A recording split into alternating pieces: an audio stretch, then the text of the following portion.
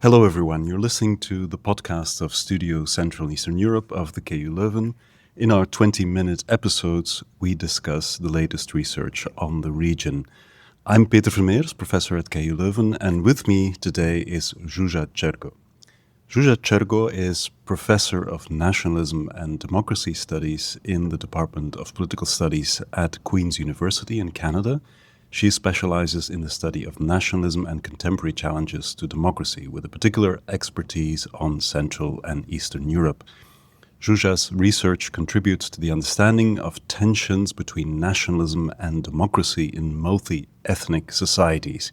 And she is the author of many books and articles, among them Talk of the Nation, Language and Conflict in Romania and Slovakia from 2007, Cornell University Press. And currently, she is working on the topic of resilient minorities and sources of minority democratic agency in majoritarian states based on comparative research in Central and Eastern Europe. And she is also leading the Minority Institutions database. So lots to talk about. Zsuzsa, welcome to the studio. Thank you for the invitation, Peter. I'm delighted to be here. Let's talk about the focus of your research, ethno-linguistic minorities in Central Europe. Could you explain a little bit how you came to this topic? Yes, I'm happy to do that. I think many of us, or maybe most of us who are doing research, especially empirical research, are guided by some broader, larger question that motivates our research. And in my case, that has been the question of how persistent ethnic minorities seek political agency in majoritarian states. Mm-hmm. And so by majoritarian states, I mean states where the state center is engaged in majoritarian nation building, establishing policies, institutions to ensure that the mainstream culture, the core culture, becomes dominant in the state.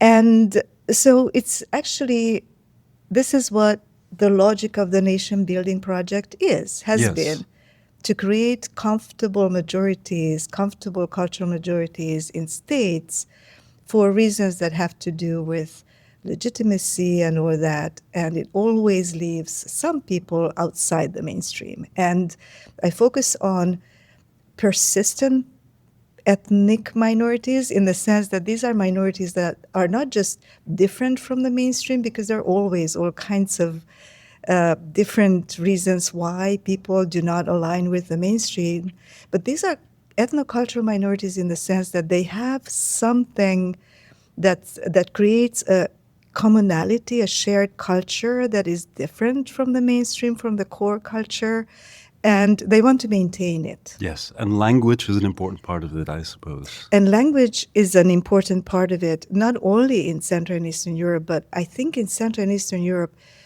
the boundary maker tends to be language. So I think of language and race and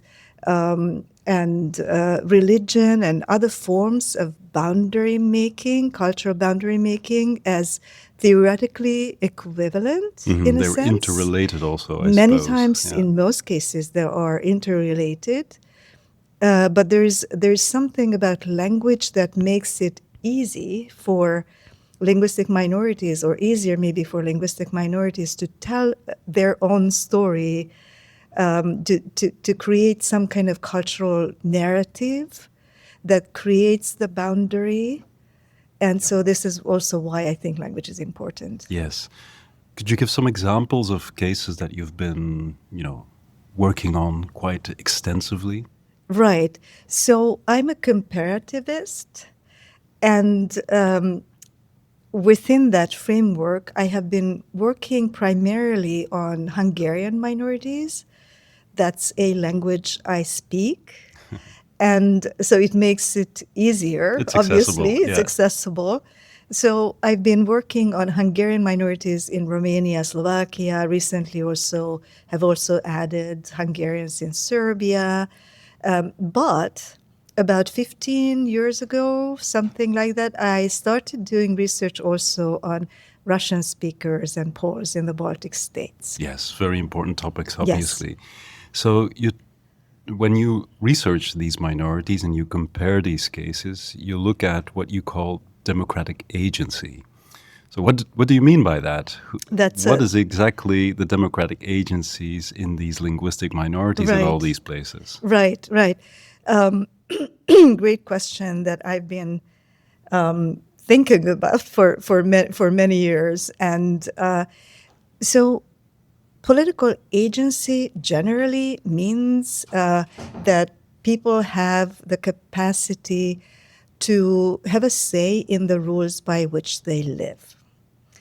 And in majoritarian states where there is majoritarian nation building, typically people, members of the core population, let's call them the majority members, have a sense of titularity in the state. And that also means that they have a right within the boundaries of the state to have institutions in their language or in their culture, depending on what the boundary maker is, right? That institutions that reflect their culture.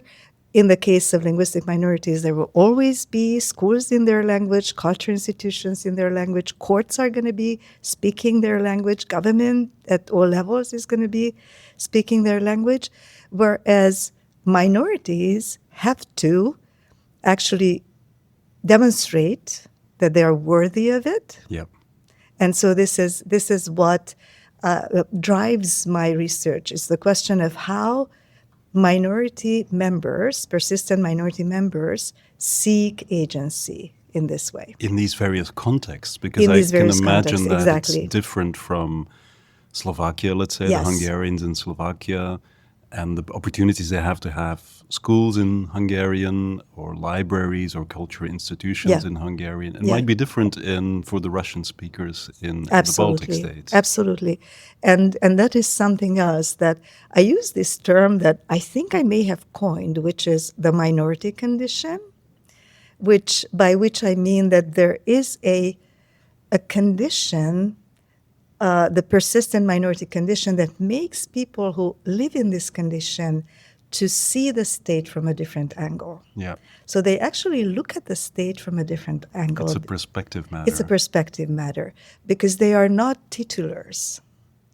And they're constantly encountering that they are not titulars unless they assimilate individually. So I'm talking about people who are not individually assimilating. They want to keep but they speaking want their to own keep language. speaking their language. They want to not just use it around the dinner table necessarily, but also to live in the language where they live, develop their literature, their culture, not just preserve some archaic culture. So those are the minorities I'm thinking about. I think it's important to stress that when we are speaking about these ethno-linguistic minorities in totalitarian contexts in majoritarian states, that they still might feel attached or at home, let's say, to the state where they live Exactly. in. Yes. It's not exactly the case, or not always the case. I suppose that they are connected to some external state. Yes. Is that correct?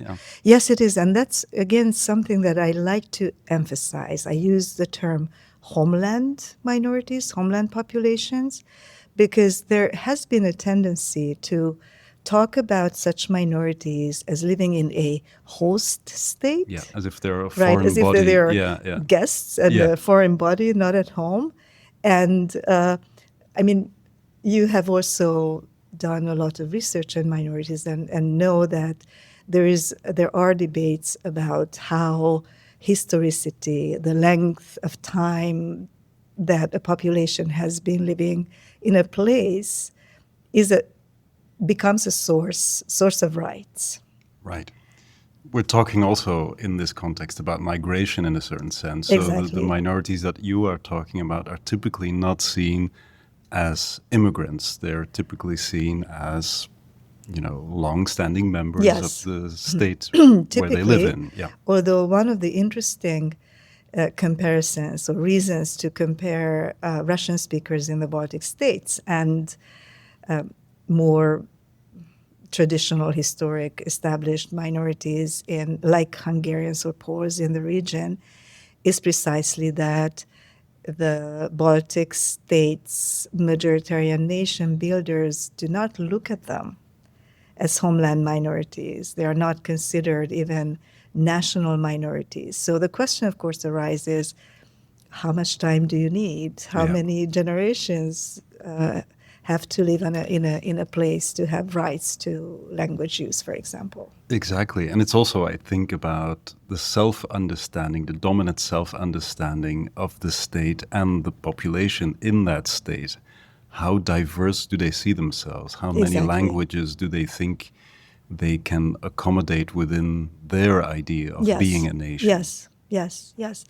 And I have also found through this comparative work that the way the situation in which these minorities live can also be studied through some patterns. I call them 4 axes of the minority condition.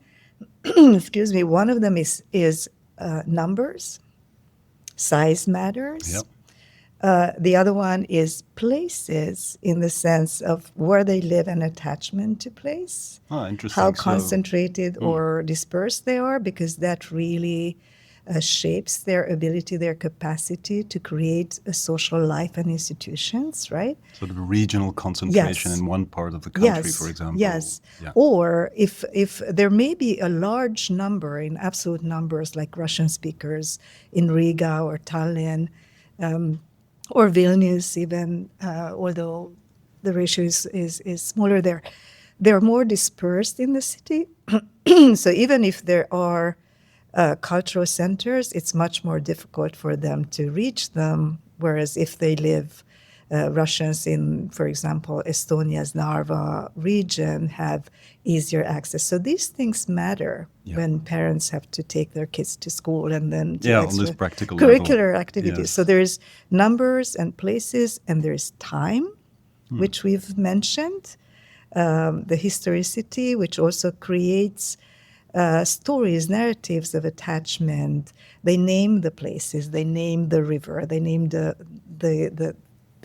environment, surroundings around them, so time, and also status, recognition, political recognition, class, social connection. So these 4 structural axes create different capacity and different resources. Yes, I see. Very, very interesting, and a very rich field of political action from both the states and these minority representatives, I suppose. Yes. Because when you're talking about this democratic agency, you're also looking, I suppose, at the way they are organized politically. Exactly. In parties, political parties that represent the minority, maybe also NGOs and other forms of representation. Absolutely. And that's the agency part, really. So I have mentioned the structural conditions within which these minority actors work. And then I also look at political actors who are directly working, doing the politics of seeking agency. And then there are the other, I call them intermediary actors. Those are who are leaders of cultural institutions, of schools, of organizations, media, minority media. And so these are the actors who are doing the constant balancing work to do the intra-ethnic bonding activities that maintain, sustain a minority and also create a space for a good life for a minority member, and also the bridging activities toward the larger society. So I call them constant balancers. Interesting. Very nice term. There's another dimension here that I want to discuss with you briefly, and that is when we're talking about minorities, as you describe them in Central Europe, there's often, I think a lot of people would associate it with, let's call it political abuse. Yes. So I can imagine, for example, that Russian speakers in the Baltic states are the focus of attention from a lot of politicians within the Baltic states, but also from Russia. Hungarian speakers outside of Hungary are, of course, very much in the focus of Hungarian nationalists. We've seen the Orban Yes. regime very much focusing on that. Yeah.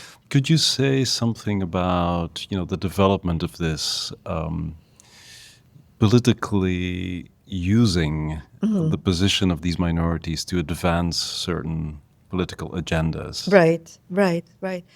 And this, by the way, is one of the sources of weakening democratic agency for minorities, because these constant balancers, minority actors, have to work in at least 4 different fields: intra-minority, minority titular with the larger society in their home state, inter-minority, like, for Minorities example, among each Hungarians. other. Yep. Yeah, Yep. Hungarians and Roma, Poles and Russians and Lithuanians. So there's the inter-minority field, and then there's this really consequential cross-border field.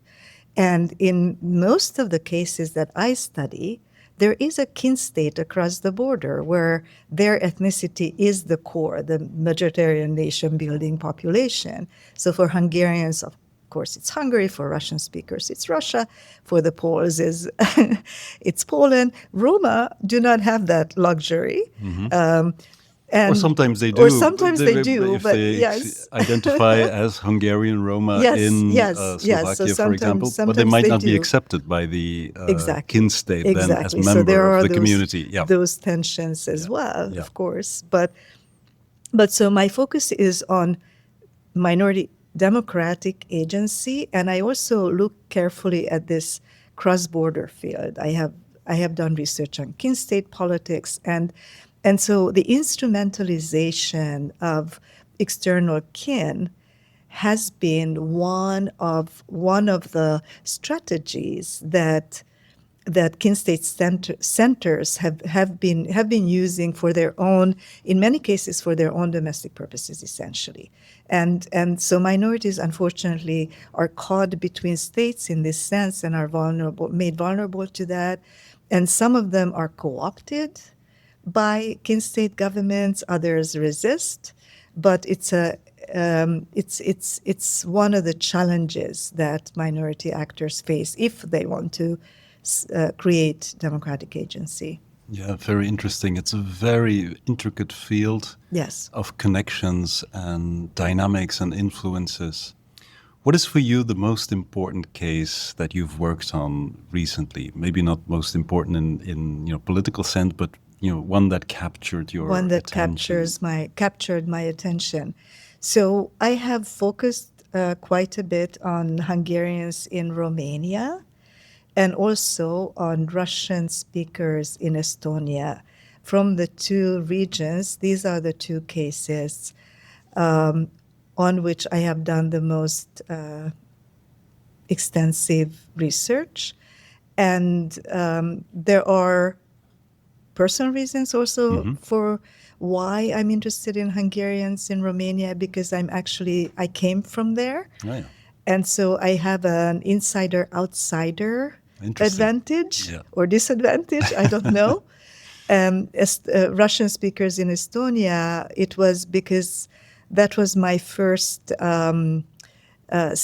research site. I was invited to give a talk, and I started making contacts and talking to people, and I became really interested. Yeah. And in the current geopolitical context, in the current sphere of tension that exists around, let's say, the eastern border of the EU, yes, the Russian speakers in Estonia, I think, Yes. are becoming Absolutely. even a more important Yes, case than absolutely. a few years ago. And one of the things that is part of the minority condition is that there is constant built-in securitization, even if there is no kin state.